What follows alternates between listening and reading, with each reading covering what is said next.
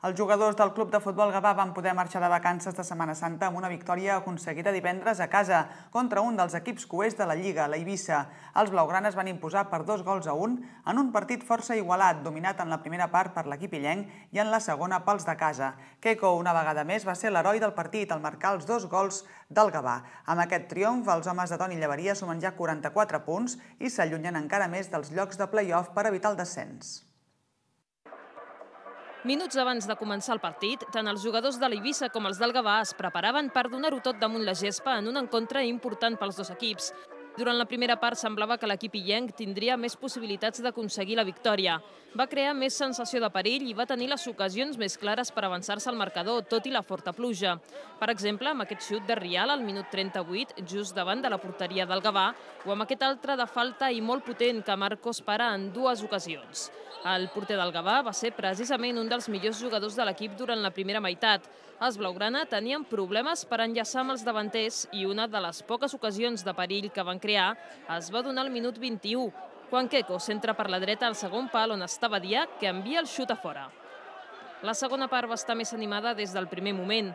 El primer gol no trigaria en arribar. Al minut 51, Puigdollers fa una passada a Queco, que amb un potent xut envia la pilota per la dreta del porter i aconsegueix marcar.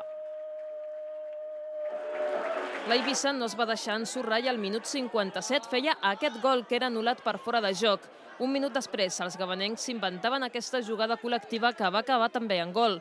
Badia centra per l'esquerra al segon pal on està Tarradellas, que li passa la pilota a Queco, qui acaba ficant l'esfèric al fons de la xarxa.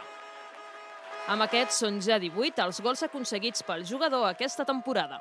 Porto molts minuts jugats i llavors això et dona confiança i sobretot trobar-te bé físicament. I l'aposta del Gavà és el lloc combinatiu i està rodegat de bons jugadors, fa que es creïn ocasions.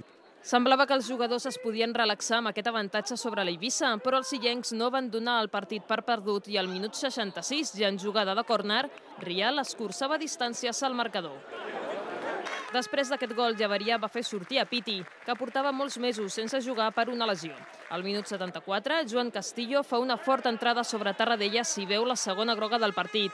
A partir d'aquest moment, l'Eivissa, amb 10, va continuar lluitant per aconseguir l'empat, però el marcador ja no es mouria.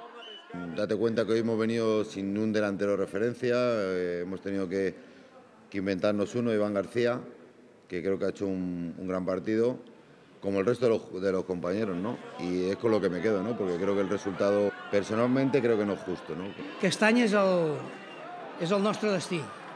Jo creia que amb el 2-0 tindríem espais i el gol ens ha tornat a portar l'angoixa que l'equip tenia perquè avui sabíem el que ens jugàvem aquí a casa.